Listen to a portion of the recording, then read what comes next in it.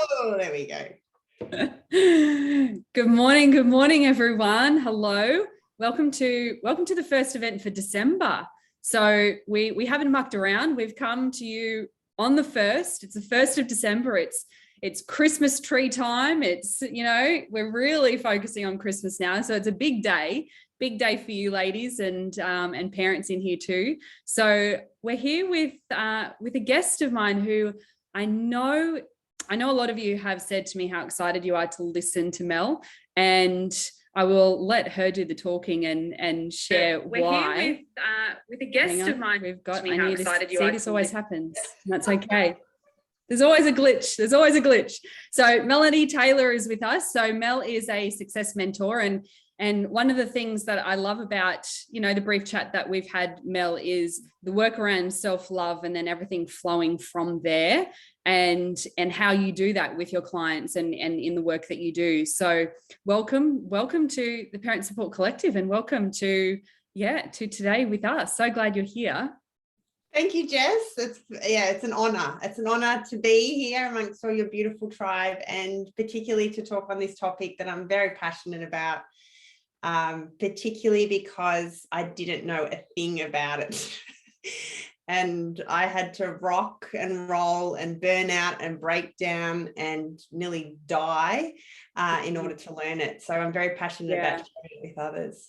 So maybe we could start there, Mel, because it's always nice to know where people come from, and that there might be some parents in here that are in that space and are rocking and rolling and not too sure where to turn to. And so it might be nice to start there. What was going on for you that it created this turn of events for you? So the big pivotal time was back in 2010. I was probably had been for a long time, but I recognize now as a human doing. Actually wasn't a human being, and I had my plate absolutely full, and if I could fill it up with anything else I would have. And I was doing a postgrad at Melbourne University. I was a palliative care nurse. So I was working with people that were dying in the community, in their homes, and going to support them. And that was all ages. The youngest I ever looked after was 3 months up to 100. There were people my age, younger. And, quite a stressful area, but also, a really beautiful area to work in. I was also training. I was doing a half marathon, and very social, out every night, up and at it every morning, off to the gym. Yeah. Okay. And rushing. I was always rushing, always on the go. And, what can I do for you? Yes, sir. No, sir. Whatever you like, I'll help you. And an absolute giver. And not only in my profession as a nurse, but also with my family and all my friends. And I know now I had no self-love. I'm not good enough. I don't matter. I'm not worthy. So, and I didn't know how to receive. And it was this day I was rushing around. I was cutting up my lunch to go to work, and I cut my finger. And then I went off to work, went to boxing that night because I was training for the half marathon, and I was rushing again. So I didn't put any straps on my wrists for the boxing class. And because I'd cut my finger that morning, I was guarding, so I wasn't properly punching. And we had these young guys holding the pads, and I'm punching away. And the next thing I felt this that's interesting. Kept going, punching, sit-ups, push-ups. Went to work the next day and just put a bit of ice on. The good nurse that I am, I was just sort of in our team review. We had a client meeting with all the whole interdisciplinary team, and I was just there and nursing it, and everyone's coming up, "What have you done, Mel? What have you done?" "Oh, nothing, it's fine. Anyway, long story, they actually kept saying, "Mel, I think you should go," like nurses and doctors everywhere, "Mel, you need to go and get that x-ray." I'm like, no, it's fine. Couldn't receive support. And then I thought, Jesus, they're not going to let up here, so I better go. I'll just go for them. And so off I went. And anyway, long story, I don't want to go on too much, but I actually left the hospital. When they left, it was so busy, and I'm like, I'm fine. Started walking home, walked past St. Vincent's, which was on my way home, and I thought, I better go in. I'll never hear the end of it. So I walked in. It was quiet, dead as. There was no one in there. So I went in, had the x-ray, sitting there waiting. The radiologist comes up and says, "Come here, come and have a look at this." takes me behind the screen, and I've got a clean break in my scaphoid. I was like, oh my God, wow, that's interesting. Probably went straight into shock, laughing, didn't actually process it when you need shock, of course, in the grief cycle. Had a uni tute the next 2 days that were compulsory. So, and I thought, oh, I'm all right. Didn't take the 2-week sick leave they'd given me. Also gave me tablets to take, didn't take any of it. Went back to work, went back to my whole life, studying, doing a postgrad. And finally, about 3 weeks in, I had a massive breakdown. I was in the office at work. I thought I was going to have an aneurysm. My brain was just so sore. I thought it was going to blow. And I just lost it, broke down, started crying, rang up my mum and said, Mum, I can't do this anymore. And she said, thank God. Will you come home? Will you let us look after you? Right. I said, yes. And so then I did, and I went home and everyone rallied around, and my sister flew down from Cairns and with my other hand so I could get my, my assignment done and everything. And I just started to become aware of myself. And I was like, I'm pretty hard on myself. I'm forcing through life. And I ended up duxing the class at the end of the year. First nurse to ever beat the doctors, first class honours, won the Order of Malta Award. And I was standing up there receiving the award going, I think this is a big deal. Like, there's all these people here and they've all got the wigs and the hats and all that stuff on. And I had this moment where I went, wow, I'm quite successful at achieving in force, self-hatred, not good enough. And I just went, I wonder what it would be like. Imagine if I could achieve in self-love. And I did not know how to do that, but I put that out there. And they say, when the student's ready, the teacher appears. And then a mentor came into my life when I was doing some volunteer work later that year. So I started to be mentored because it wasn't in my awareness. We were from good Catholic families. We were taught to give, no receiving. And so I had to learn, I had to be mentored. And so that's what's brought me to where I am today. I'm full-time in business now for 4 years. I finished up nursing. As much as I enjoyed it, I found that I could make a bigger difference in supporting people not to get sick, because a lot of people, my patients, were sharing how they know they got sick from the stress in their life. And it was a wake-up call for me, because had I not had that burnout breakdown, I'm so grateful that I had it. I would have got sick, probably cancer myself, because I was really under stress. Yeah. Thanks for sharing all of that. I think, for me, I can feel my body I can just feel that busyness. Like it feels quite overwhelming. Like it feels very overwhelming. And I actually think we all spend time in that space, either for an extended period of time or maybe a little bit of time, or, people can resonate. I'm sure they can. And let us know in the comments.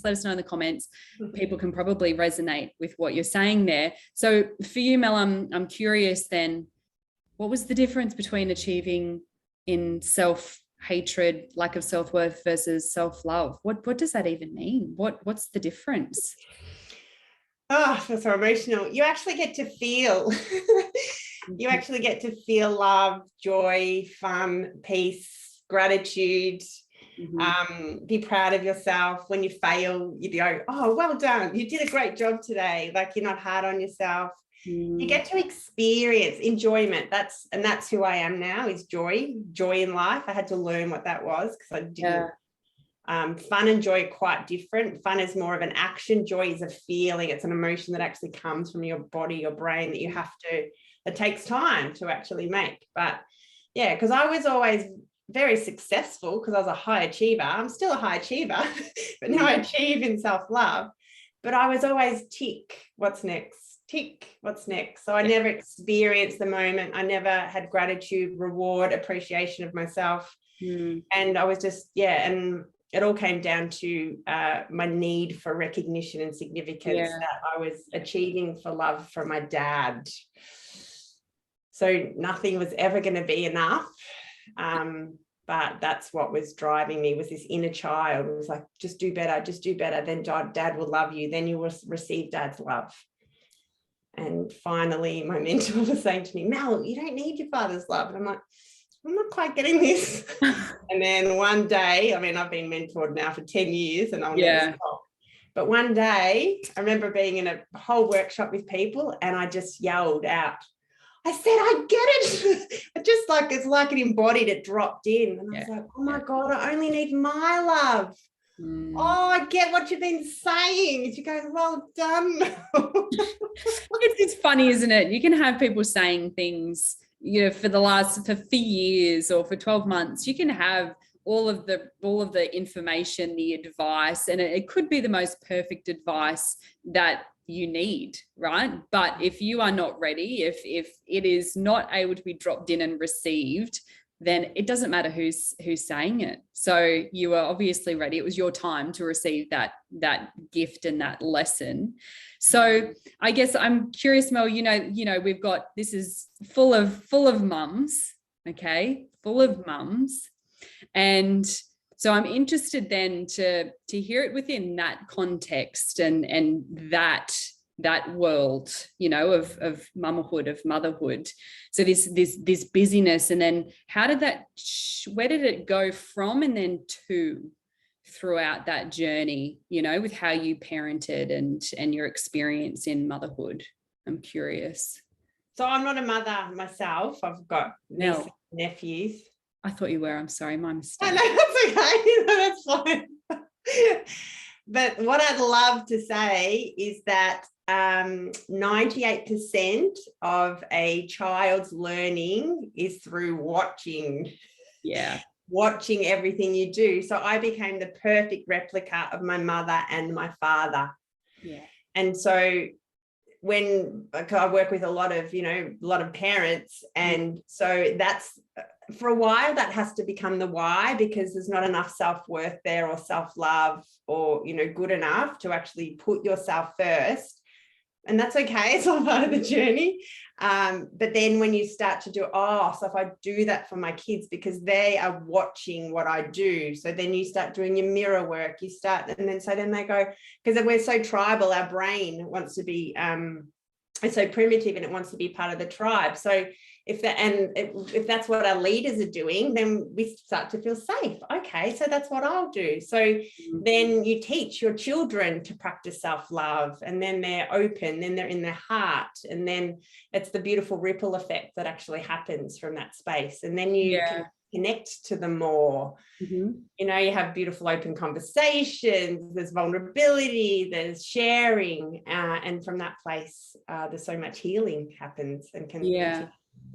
So I'm curious then, what are the go-to, so you work with parents and women and in various fields, so what, and men. I've got a men's mastermind group. That's something I'm awesome. So good. And there are some dads in this group. There are some dads in here. And obviously all of you wonderful mums watching, you've all, you're either with your husband, or you've got fathers of your children, obviously, somewhere. So what are the go-to approaches? Where do we start, Mel? What do you teach your clients to start building that really healthy relationship with self? Because I know for me, I actually don't know that you can nail this, right? I think we're always evolving and building self-love. And I know only a few weeks ago, there was definitely a volcano building up inside of me, and it absolutely cracked. And all I could say out loud to my partner was how much I hated myself. Just so much, all of this hate just came out of myself. Hated myself. That's all I could say. I was so frustrated with myself. I was so angry at myself. Why can't I get it right, what I was trying to do? Why can't I get anything? All of it just really bubbled in, and there was just hatred. And so I'm curious then, where do you take your clients through that journey? How do we start building that self-love with ourselves and that practice, or start seeing something different within ourselves? Yes. So the process of self-love is actually easy. I hear some cheers. That's a cheer-worthy moment. But that's what blew me away, because I started to, because I'm very scientific in my approach, quite spiritual and scientific. And so I started to understand that we have to get into the parasympathetic nervous system, which is the relaxation response, which really is the love zone. And we need to get out of the sympathetic, which is the stress zone, which is the self-hatred zone. And we're very wide in the stress response. Yeah. So I worked this out myself through my own, I was my own client for a long time. And what we have to do is we have to build new pathways into the parasympathetic nervous system. So it comes, in the brain. Yeah. So I worked out myself. I had really bad anxiety. I was sick every day, felt sick in the stomach, and too stubborn to take any antidepressants I was depressed as well, or any anti-anxiety medication. But I went to this practice of Brahma Kumaris, and they were talking about this parasympathetic nerve, and something once again clicked. And I went, I reckon there's something in this, because I knew a lot about the parasympathetic nervous system and the physiology, and, that I did at university, but they never spun it to how it's, important for yourself. Okay. So I went, okay, so if I do a practice for 30 days, so I started on the 1st of September, if I do deep breathing for 5 minutes every day, then that's going to access my parasympathetic nervous system, because I'm stretching the vagus nerve. The number one thing you need is oxygen. Then I'll just show up and do that. And then that will create new pathways in my brain to the parasympathetic nervous system. So that's where I started, 1st of September. Quite a few years now, and I set my alarm on my phone for 5 minutes, and I sat there and deep breathed. Okay. It was hell. That's why I say it's easy. What they say, it's easy, but it's not simple. Yes. My body was so wide in stress response that it just wanted to get up, and I'm like, then I couldn't breathe properly some days, and then your brain keeps coming in and you're thinking and it's saying you're an idiot and blah, blah, blah, what's this, blah, blah. But I'm so determined. I never give up. So I'm like, I'm doing this. So I sat there every day, and now what I say to all my clients is just do it, and do it badly. So you just do it for a while and you show up. So this is every day, weekends included. I got to day 30. I had no anxiety for 2 hours. And that was a miracle.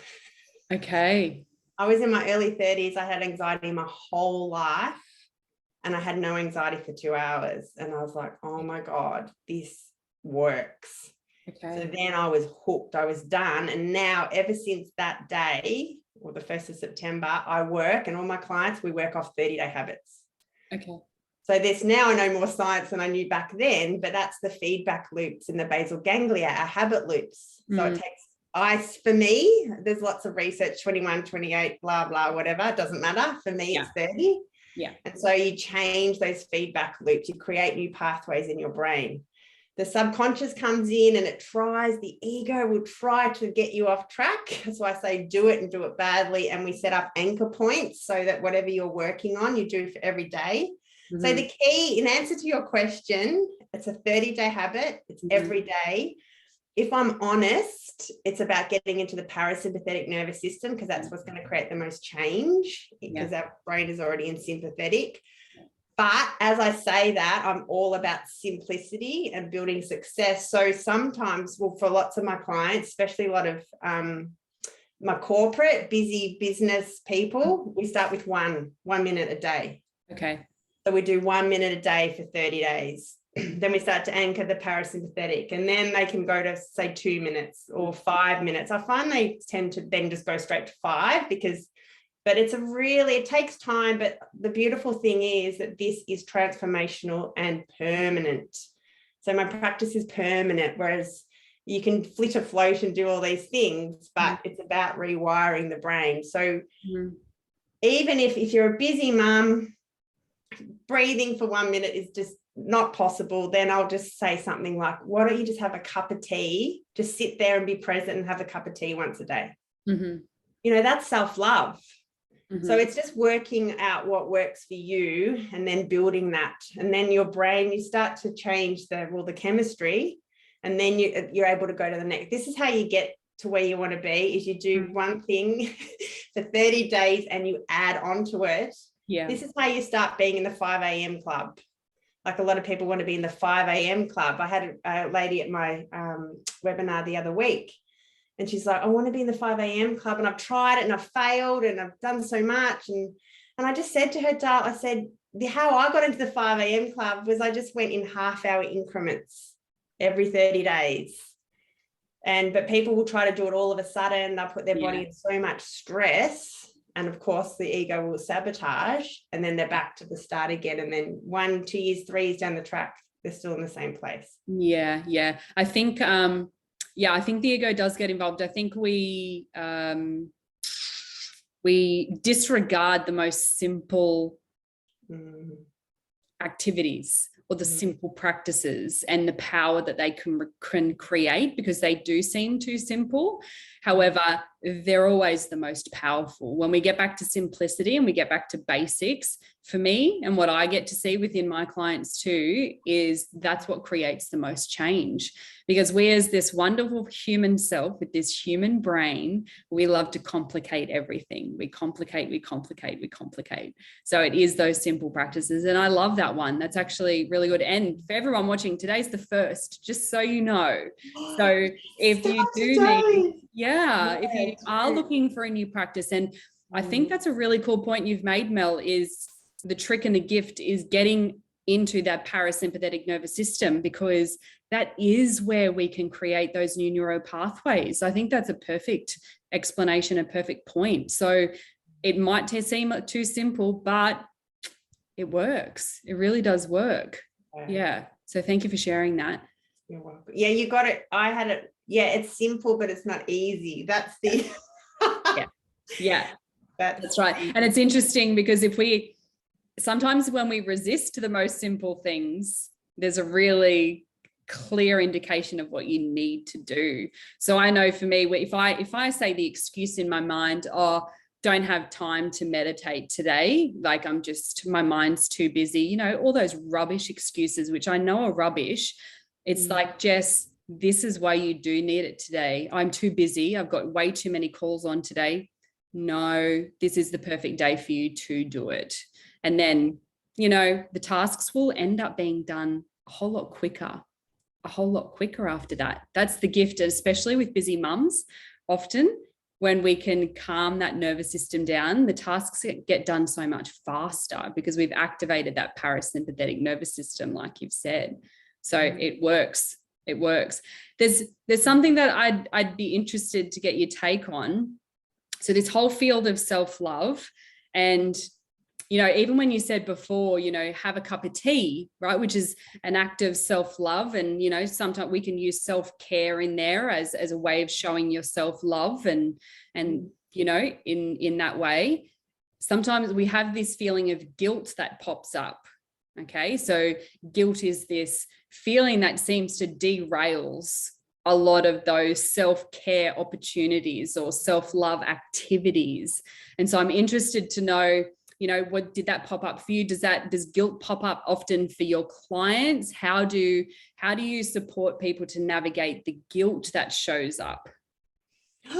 Such a great question. And that's because guilt is a part of fear, which is in the sympathetic nervous system, and it's designed to stop us, to pull us away. So fight, flight, or freeze. So, and guilt never goes away.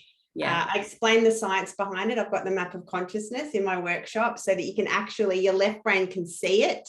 Yeah. And it can understand. So then the right brain's happy to take on this information, which then allows the heart to actually open up. Sure. So I still have guilt. It never goes away, but the key here is you feel the guilt, you allow it to be there, and you don't stop it in your tracks. You still do the action, and then you just sit with the guilt. Oh, yes, I see you, I feel you, because it's just some old programming that's coming up. When you judge the guilt, then you make more of it. When you're kind to it, and I see that you're there, it's just trying to keep us safe, because it's said in the past, we learned, oh no, it's not safe to put yourself first. Mum doesn't do it. Dad doesn't do it. I don't want to get kicked out of the tribe, so I'm not going to do it either. So this is the primitive brain. So yeah, it doesn't, like I'm always taking myself to the next level. What's my next level? And of course the guilt will come in. And interesting. So guilt could in fact be a really beautiful indication of growth, and taking a risk. So that might, if we can switch our relationship to it, that, oh, this is giving me a sign that I'm actually growing at the moment. I'm learning and I'm about to improve something. That's really cool. Sorry to interrupt you, but that was really that's so beautifully said. Yeah. You're on, if you feel uncomfortable, you're on track. Because it's always uncomfortable until it's comfortable. Yeah. But if you're a high achiever, you'll get this, because then you get to comfort and it's your new normal. And then you're like, I'm like, okay, what's next now? I'm going to put myself back into uncomfortable. So then I'll start doing something else. And the guilt will come in. And if you want to go even deeper, then you can do the inner child work around that. Then you can identify where that's come from. What's the neuronet? What's the belief system that created that emotion in the first place? So that's the quickest way to really clean up that neuronet. Yeah. Okay.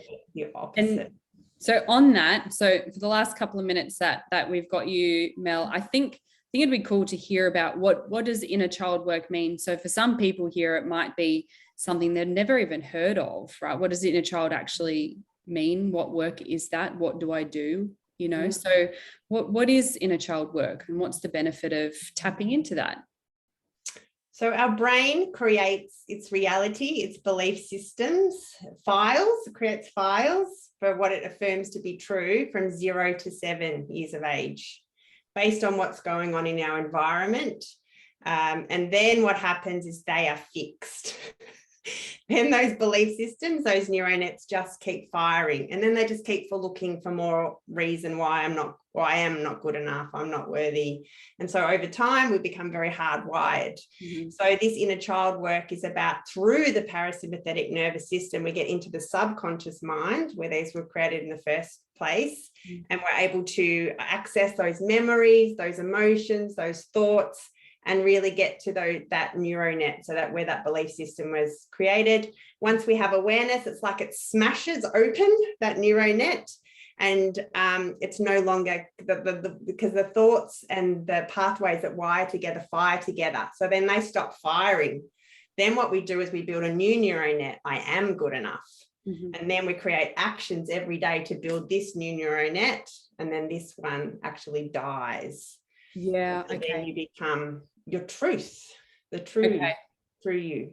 Yeah, interesting. So what I'm hearing is that, we dig deeper and we discover what those, childhood belief systems are, right? Those innate beliefs, the unconscious beliefs. Once we're aware of it, it becomes obvious as to the limitations it's posing on us or what's going on. And then it's about choice from that moment, right? It's okay, well, I know that's there, but now I get to choose to step into the human that I want to be outside of this limiting part here. And that's what you're saying is the practice.